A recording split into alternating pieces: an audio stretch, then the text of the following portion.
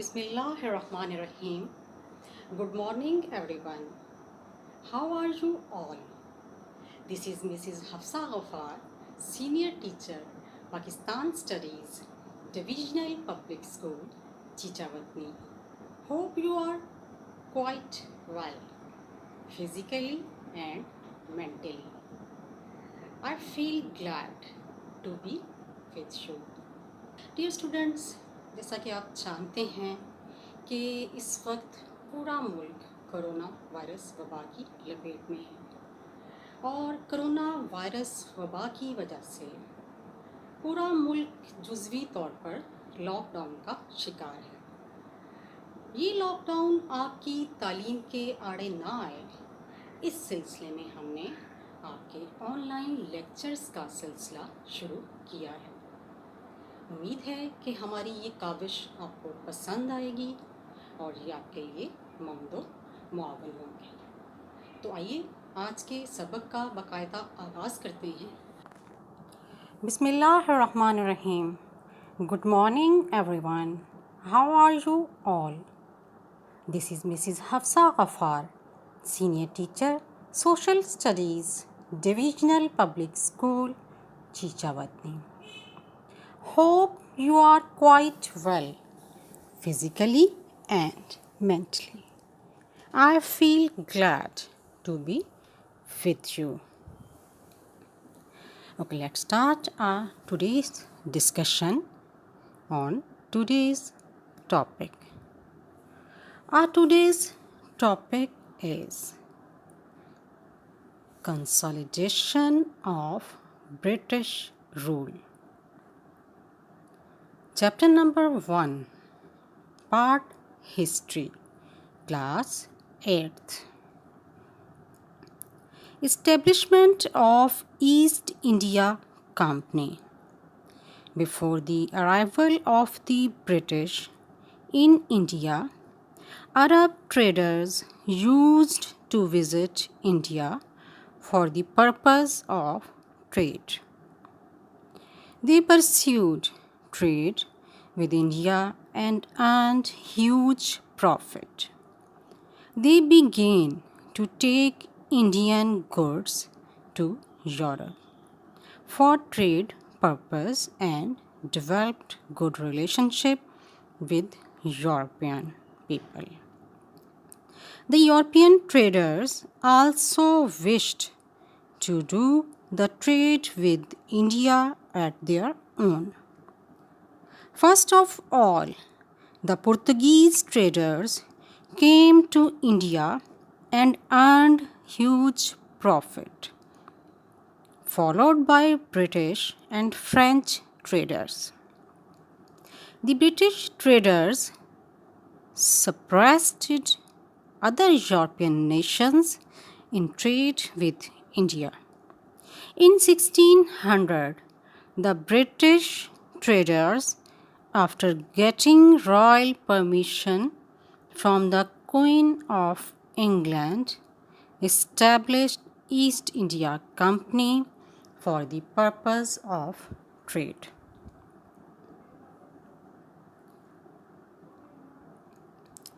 Dear students,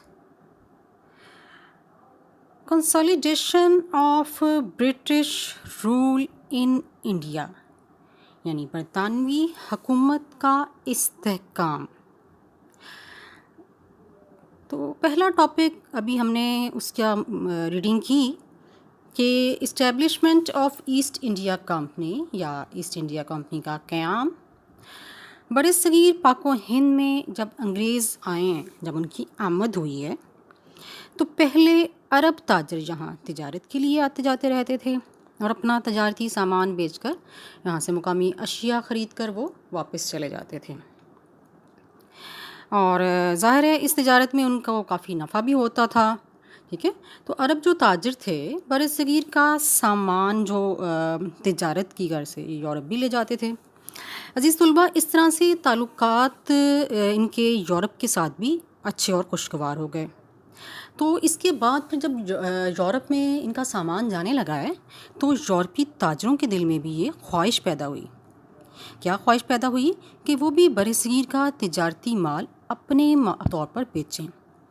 تو اسی سلسلے میں عزیز طلباء سب سے پہلے تو پرتگیزی جو ہیں تاجروں نے برصغیر کا رخ کیا، اور یہاں سے ظاہر ہے خوب انہوں نے پروفٹ کمایا، خوب منافع کمایا، اور ان کی دیکھا دیکھی پھر انگریزوں نے اور فرانسیسی تاجروں نے بھی تجارت کا سلسلہ شروع کر دیا۔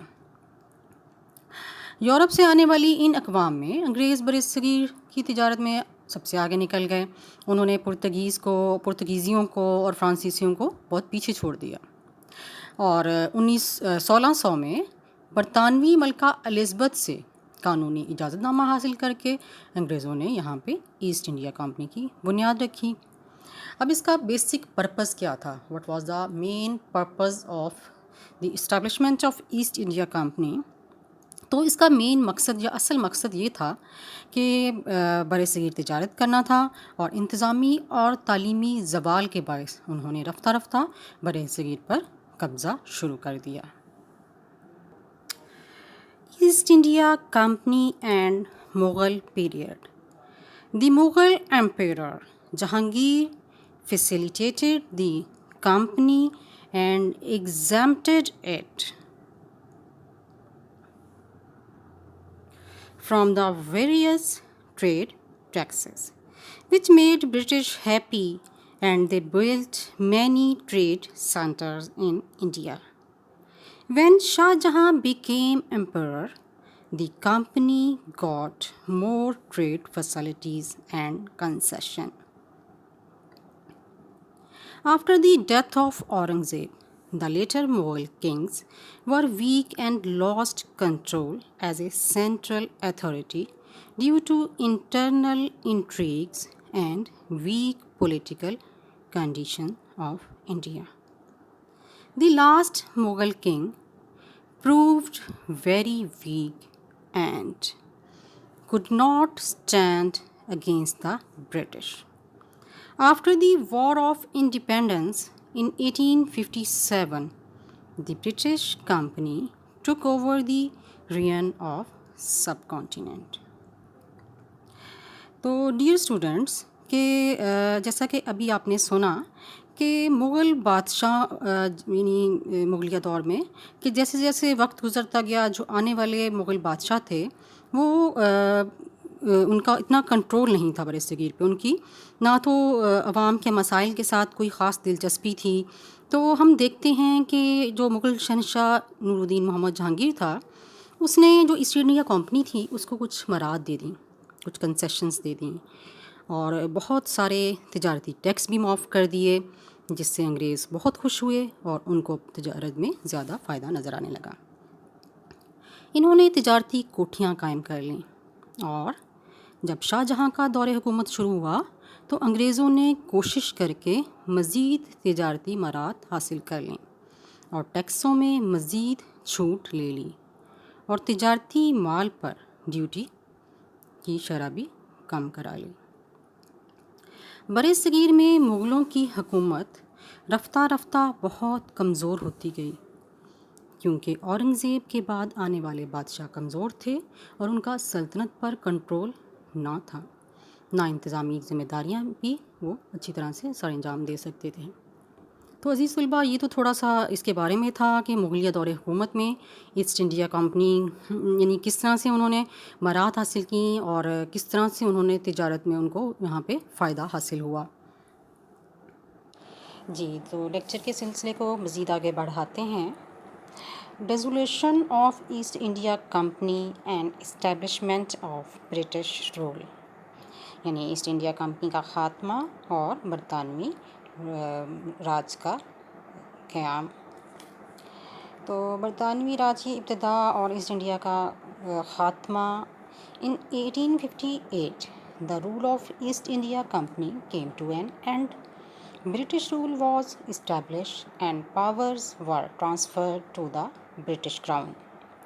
The British government ruled India over for 90 years، یعنی 90 سال تک انہوں نے برطانوی سامراج نے حکمرانی کی، اور 1858 میں یہ ایسٹ انڈیا کمپنی کا خاتمہ ہوتا ہے اور برطانوی راج جو ہے وہ قائم ہو جاتا ہے بر صغیر میں.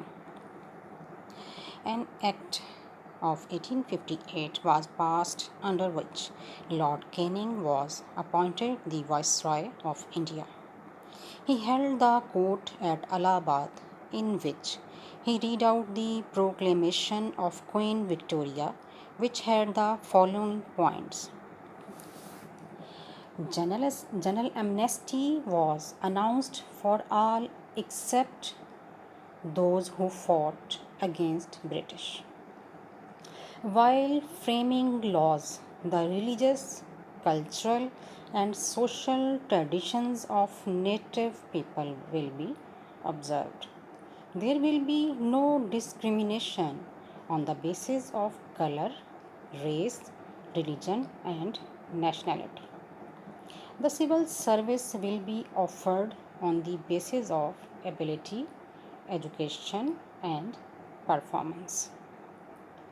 The government will not interfere in inheritance of anyone.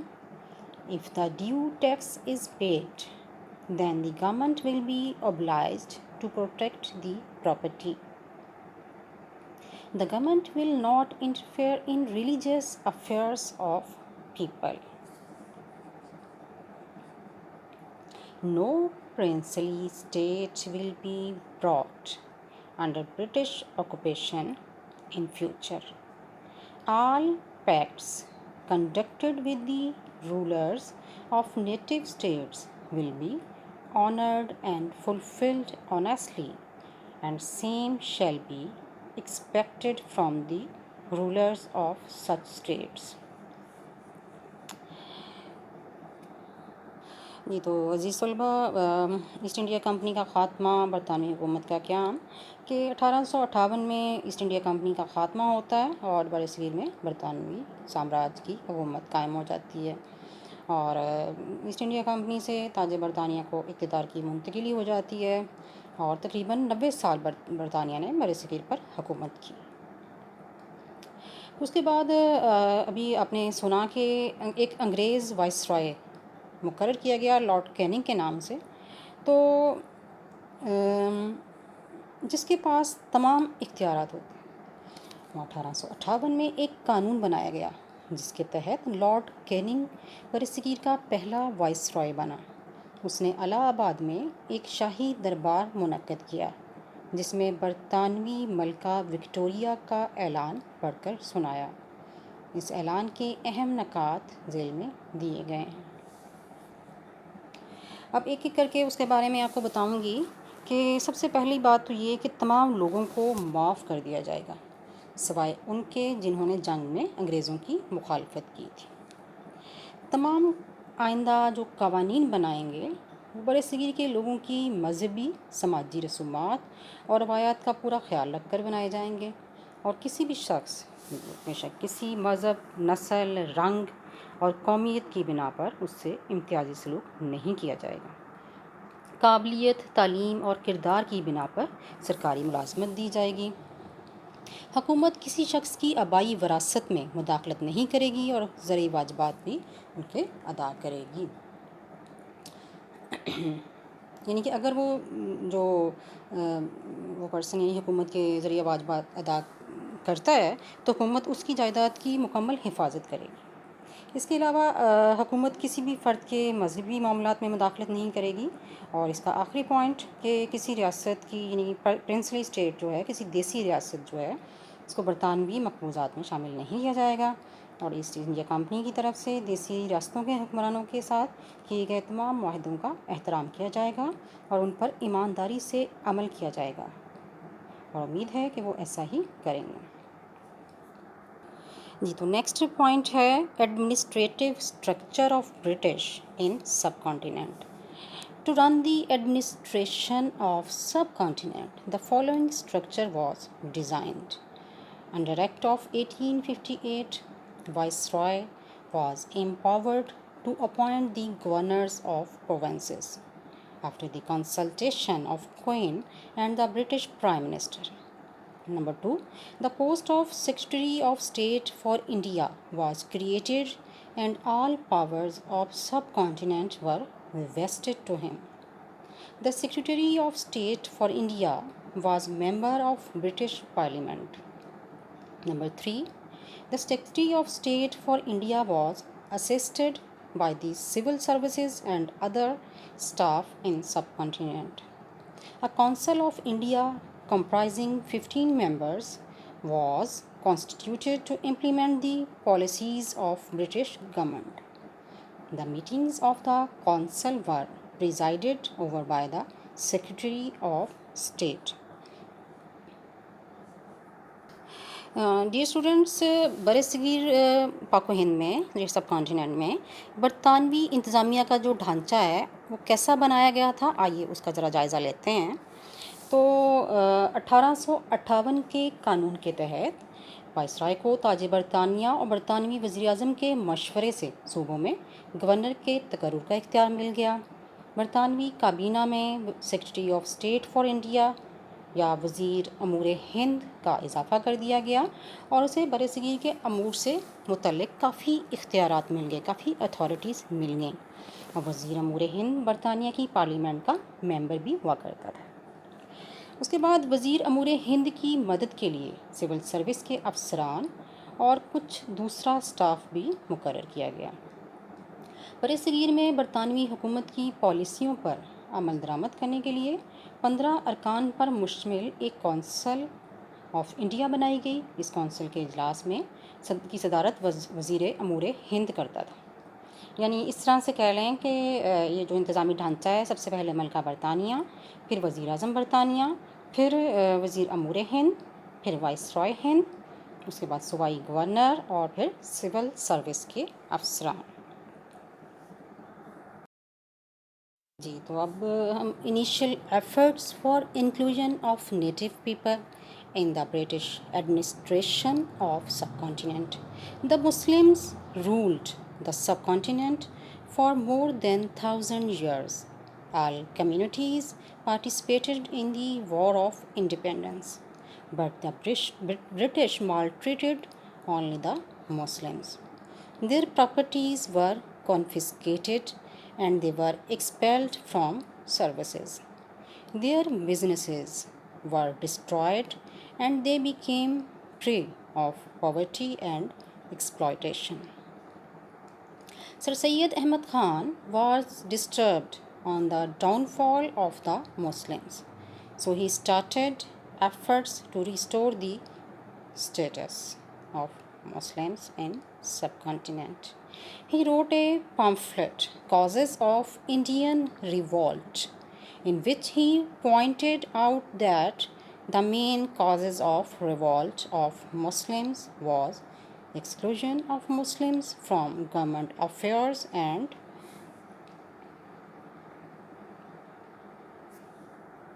promulgated laws which were against the sentiments of the native people.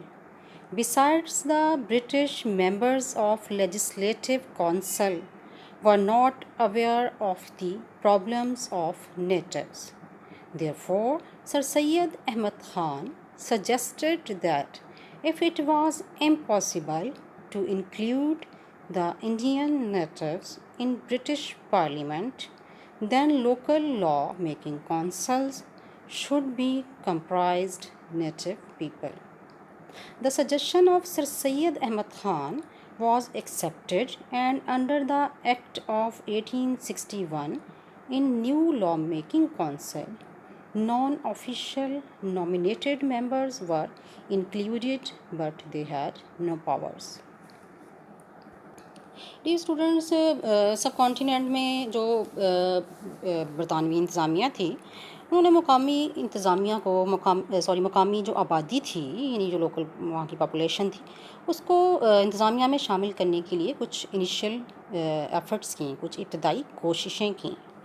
मुसलमानों ने, आपको ये पता है कि 1000 साल तक बरसगीर में हुकूमत की और क्लास 7 में आपने इसके बारे में तफसील से पढ़ा भी था, मुसलमान बादशाहों के बारे में और उनका दौर हुक्मरानी। تو اب انگریزوں نے مسلمانوں سے بہت برا سلوک کیا.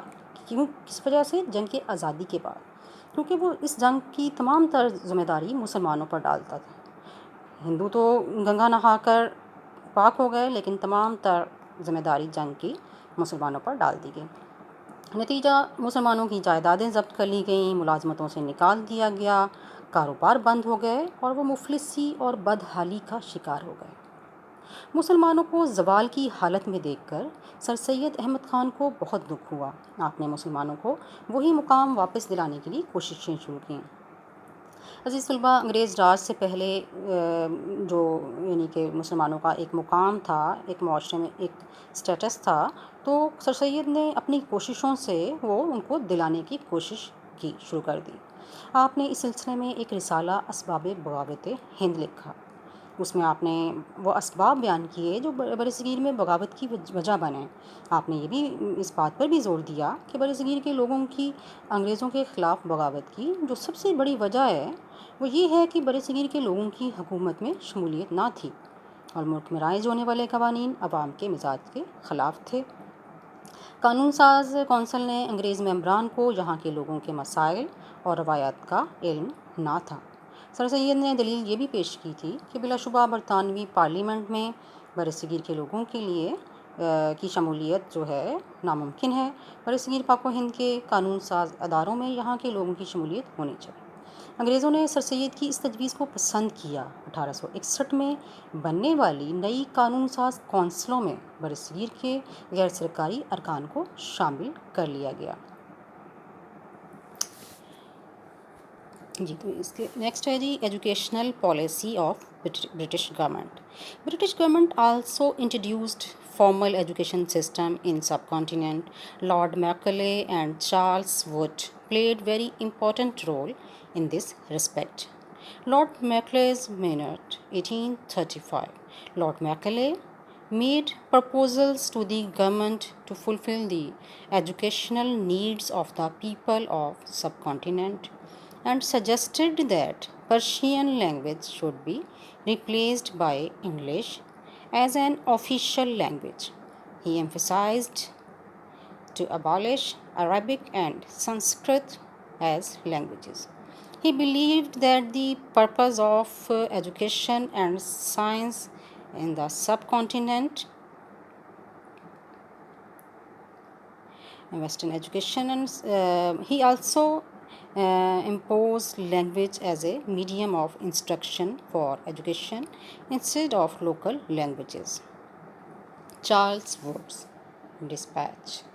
According to the plan, an education department, a government college, and a model high school were to be established in each province of subcontinent. He suggested to set up universities in the cities of Bombay, Calcutta and Madras on the patron of University of London, which would impart technical and law education and award degrees to the students of other schools and colleges after the examination. Primary education would be imparted in local languages. The native people might establish educational institution by adopting official syllabus and educational system. The institution which would follow the government syllabus would be eligible for institutions for teachers. Training would be established and training to teachers would be imparted in local languages, schools and colleges for the education. جی تو عزیز طلباء، برطانوی حکومت کی تعلیمی policy کا بھی مطالعہ ہم کر لیتے ہیں کہ برطانوی حکومت نے جب سب کانٹیننٹ میں ایک فارمل سا تعلیمی نظام رائج کیا، ایک نافذ کیا یا قائم کیا، اس کی نظریاتی بنیاد انگریز ماہرین تعلیم نے فراہم کی اور لارڈ میکالے اور چارلس ووڈ کے نام اس میں اہم سمجھے جاتے ہیں. تھوڑا سا لارڈ میکالے کا نظریہ دیکھ لیتے ہیں، اس کے بعد چارلس ووڈ کا بھی تعلیمی منصوبہ دیکھتے ہیں.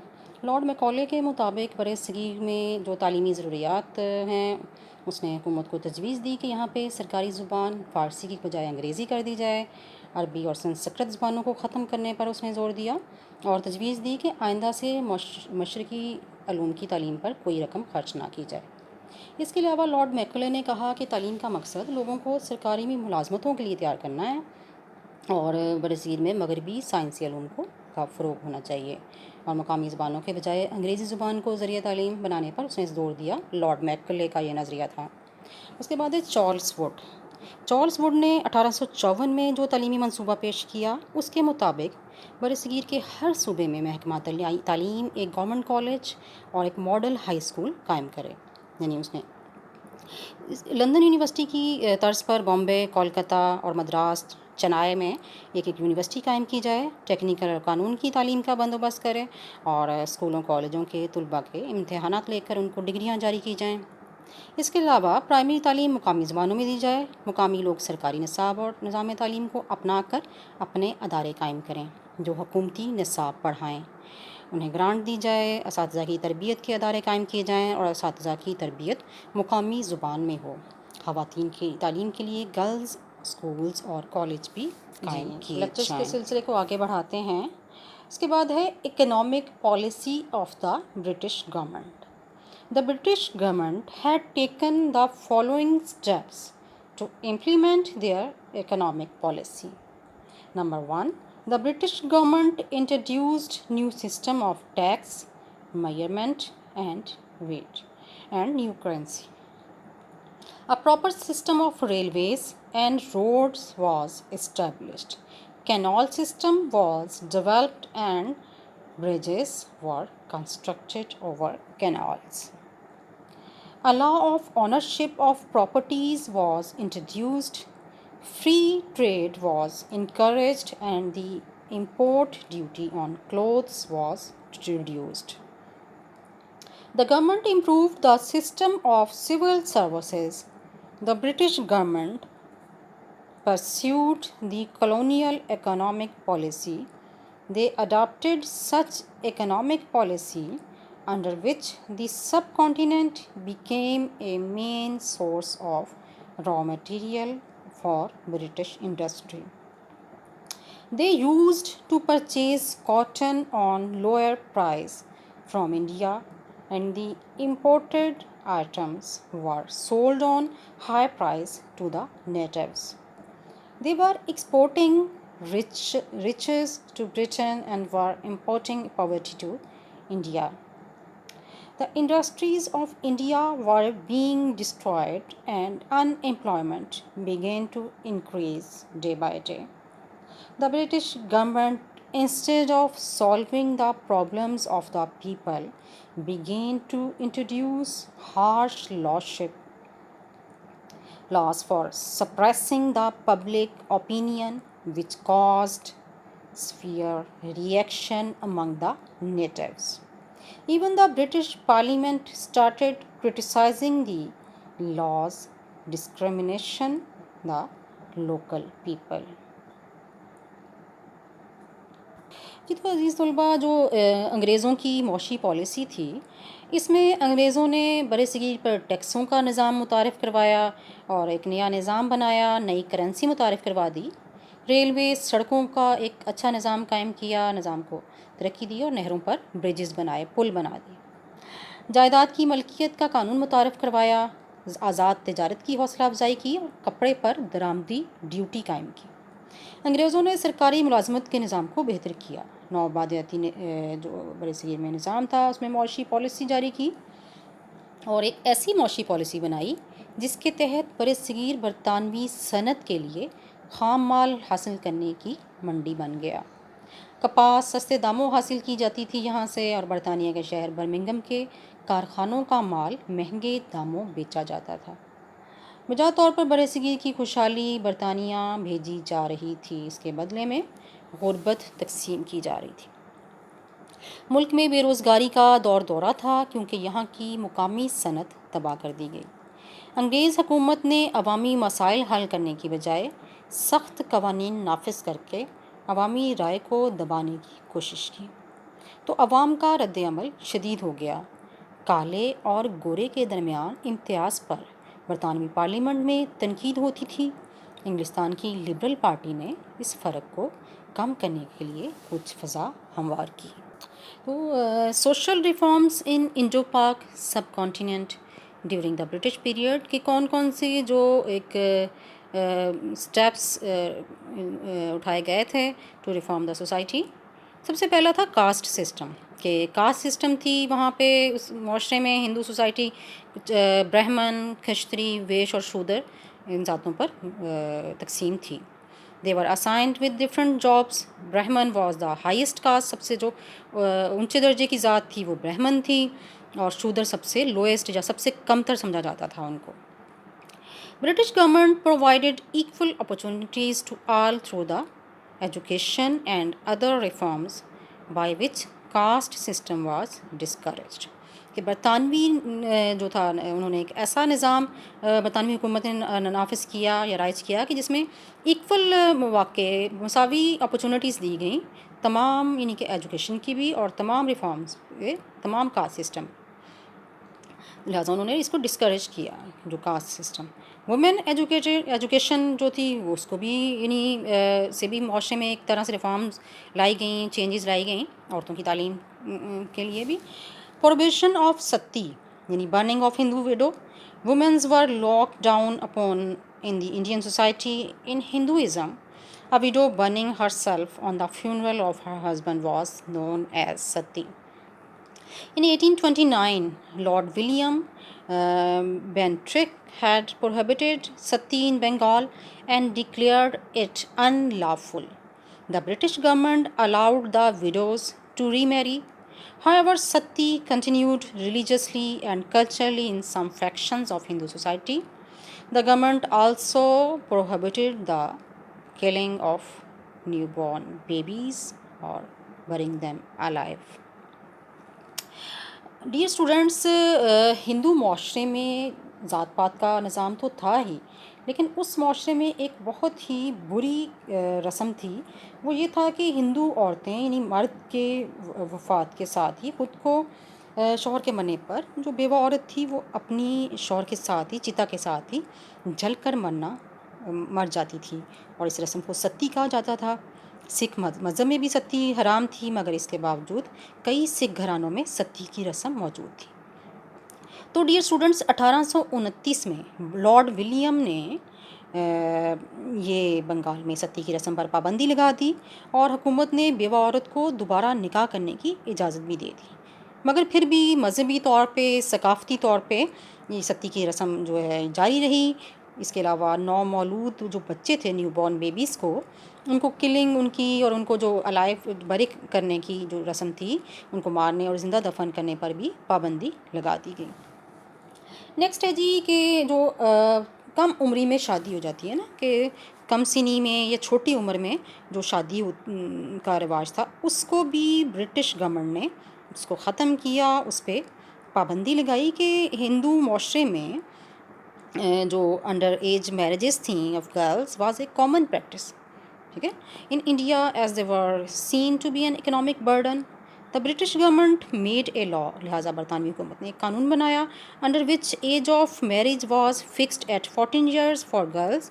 لڑکیوں کے لیے 14 سال اور لڑکوں کے لیے 15 سال شادی کی عمر رکھ دی گئی. Payment of marriages.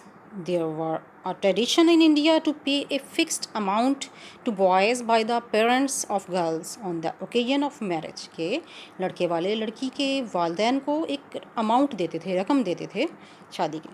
These practices created unrest, feuds and other problems in the Indian society as the parents were worried about their daughters. The British government had abolished this cruel and next topic ہے جی development of communication system during the British period. تو British government نے کون سے جو ہیں جو communication system میں کون سے ڈیولپمنٹ کی، اس کا ہم جائزہ لیتے ہیں. سب سے پہلے ہے postage and telecom. The postal department was organised on modern lines as the British government was in need of efficient postage system to send orders throughout the country. New post offices were opened and trained people were appointed. In 1887, General Post Office (GPO) was established in Lahore. A close coordination was developed among different departments for the success of this system. The British government also improved the telegraph system. The British government had established the communication system for its own benefit. However, the people of subcontinent also got benefit from it. The increased interaction and exchange of things among the people resulted in trade development. The postal and telecommunication system had positive effects on the people. Dear students, انگریزوں کی ہم نے معاشرتی اصلاحات پڑھا اس سے پہلے. اب ہم نے دیکھنا ہے کہ کیسا